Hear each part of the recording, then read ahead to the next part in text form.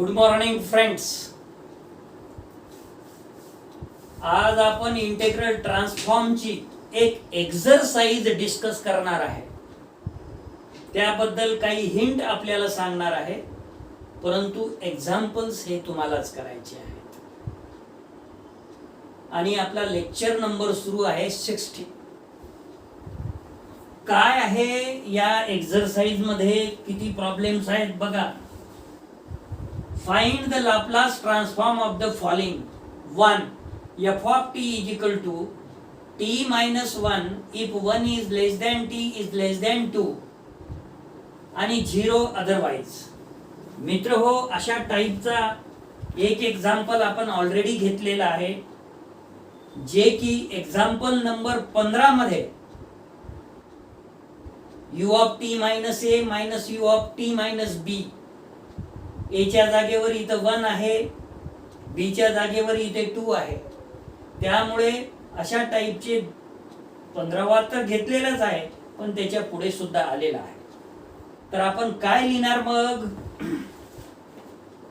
Given that f of t is equal to t minus 1 if 1 is less than t is less than 2, 0 otherwise.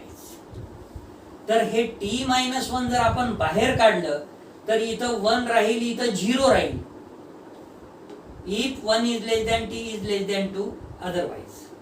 आणि जर आपण unit step function use केलं तर t-1 in bracket u of t-1 minus u of t-2. मग याच्यानंतर तुम्हाला multiply करता येते. त्याच्यानंतर तुम्हाला Laplace f of t is equal to calculation करता येते. आणि याचं शेवटचं उत्तर असेल e to the power minus s minus e to the power minus 2s whole divided by s square minus e to the power minus 2s upon s. दूसरा example e to the power t into u of t minus 1.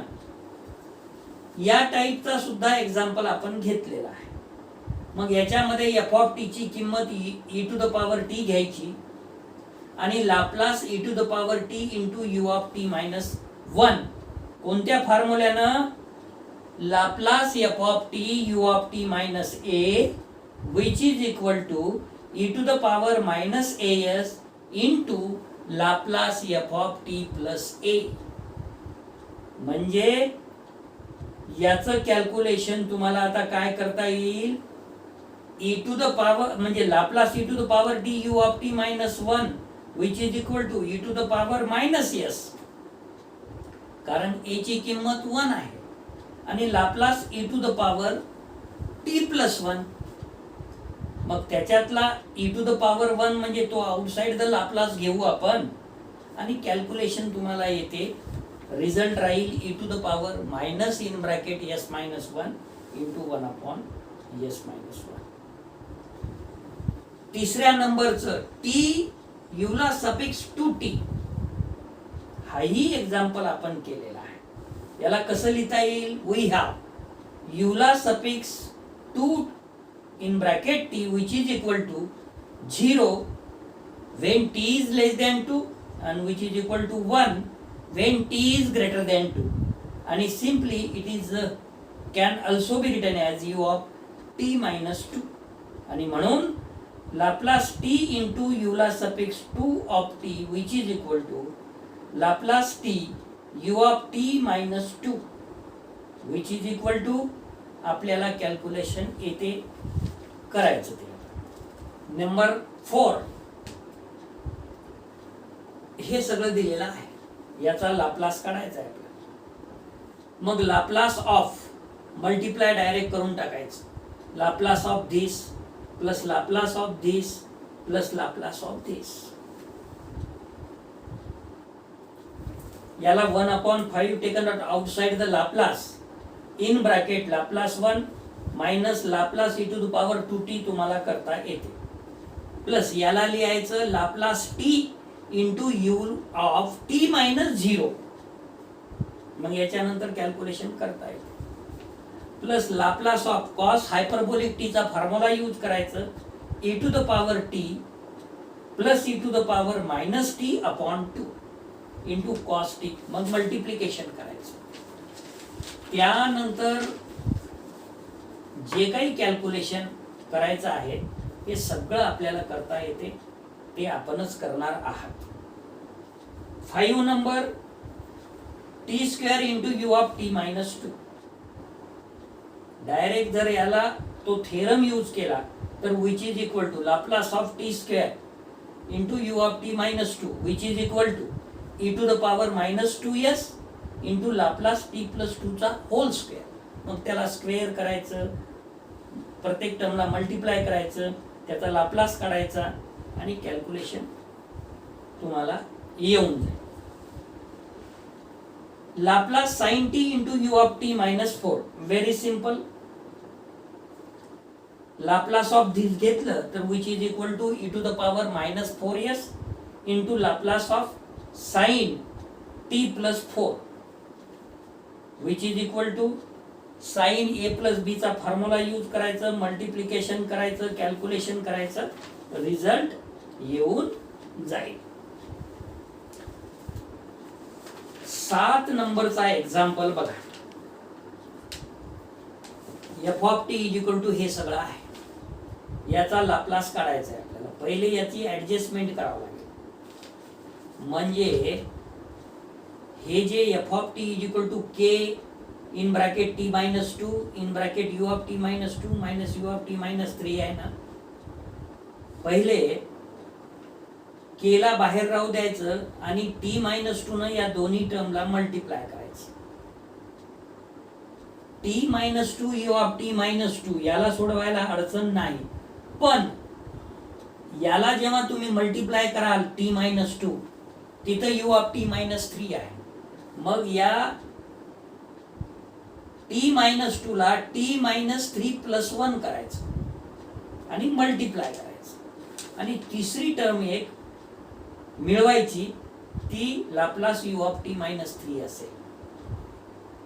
म्हणजे मग काय calculation येईल, Laplace t minus 2 u of T minus 2 ही पहिली term minus Laplace t minus 3 u of T minus 3 ही दुसरी term आणि minus Laplace u of T minus 3 ही तिसरी टर्म. आणि म्हणून मग Laplace f of t which is equal to k in bracket, सगळ्याला लाप्लासने मल्टिप्लाय तर केलेलंच आहे.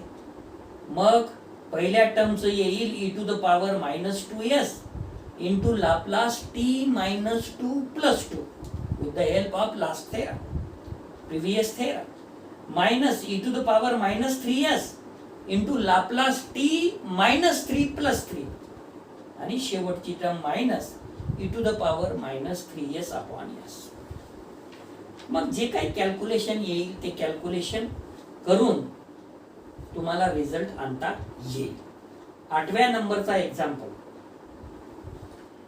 F of T is equal to K sine pi T upon T in bracket you of T minus 2t minus you of T minus 3t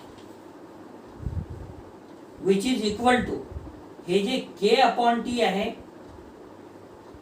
त्याला multiply करायचं दुसऱ्याही टर्मला, sine pi T U of T minus 2t minus K upon T sine pi T into you of T minus 3t. आणि हेच Laplace f of T घ्यायचा आता. K upon T Laplace sine pi T into you of T minus 2t minus K upon T Laplace sine pi T into you of T minus 3t, 3 capital T. मग त्याचं calculation, त्याचं Laplace आपल्याला येते. अशा पद्धतीनं त्याचे answers आणायचे.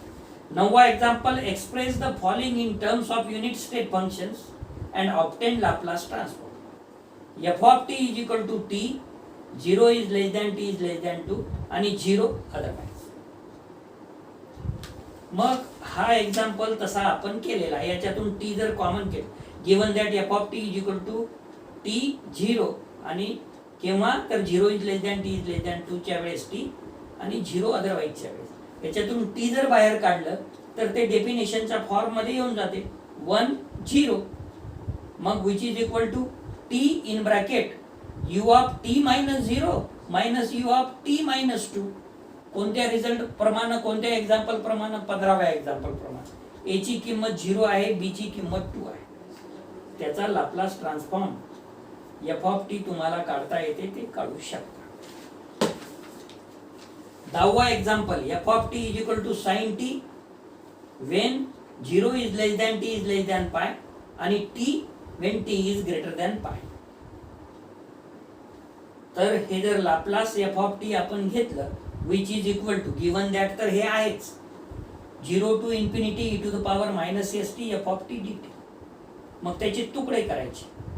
0 to इन्फिनिटीचे 0 to पाय आणि पाय टू इन्फिनिटी डेफायनाइट इंटेग्रलच्या प्रॉपर्टीनुसार आणि त्याला I1 प्लस I2 बनायचं. मग I1 इज इक्वल टू तुम्हाला आहे integral 0 to pi e to the power minus s t sine t d t. याला इंटिग्रेशन बाय पार्ट्स न कॅल्क्युलेशन करून याचा रिझल्ट आणायचा, I1 ची किंमत आणायची, व्हॅल्यू आणायची आणि I2 मग कन्सिडर करायचं, त्यालाही इंटिग्रेशन बाय पार्ट्स न करायचं आणि दोघांच्या व्हॅल्यूज I1 प्लस I2 मध्ये ठेवायचं आणि लाप्लास एफ ऑफ टी तुम्हाला मिळून जाईल. शेवटचा example F of t which is equal to 4 when 0 is less than T is less than 1 minus 2 when 1 is less than t is less than 3 आणि 5 when t is greater than 3. given that हे लिहायचं.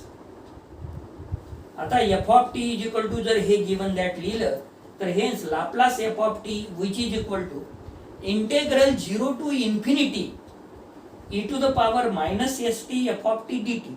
या 0 to infinity ला 3 भागामध्ये लिहायचं. 0 to पाय म्हणायचं, 0 to इन्फिनिटीचं हे इथं काय आहे, 0 टू पाय नाही, sorry, 0 to 1, 0 to 1 e to the power minus s t f of t d t plus 1 to 3 e to the power minus s t f of t d t plus 3 to infinity e to the power minus s t f of t d t. मग 0 to 1 च्या वेळेस F of T ची किंमत 4 ठेवायची, 1 to 3 च्या वेळेस F of T ची किंमत -2 ठेवायची आणि 3 टू इन्फिनिटीच्या वेळेस एफ ऑफ टी ची किंमत 5 ठेवायची. हे सगळं ठेवल्याच्या नंतर बाकीचं कॅल्क्युलेशन फार सोपं आहे, तुम्हाला ते येते आणि शेवटचं उत्तर Laplace f of t which is equal to तुम्हाला मिळणार आहे 4 minus 6 e to the power minus s plus 7 e to the power minus 3s upon s. मित्र हो, हे सगळे एक्झाम्पल जे मी तुम्हाला हिंट सांगितले हे जर तुम्ही लगेच्या लगे केलं म्हणजे आपण 15 पर्यंत जे लेक्चर 15 पर्यंतचे व्हिडिओ केअरफुली वॉच केलं, नीट ऐकलं, समजून घेतलं आणि ही एक्सरसाइज जर तुम्ही करायला सुरुवात केलं आफ्टर लिसनिंग द लेक्चर 16 तर तुम्हाला फार सोप्या पद्धतीनं व्यवस्थितरित्या each and every problem from 1 to 11 करता येईल याचा मला विश्वास आहे आणि ते तुम्ही करणार आहात. आज आपण या लेक्चर 16 वर इथेच थांबणार आहोत.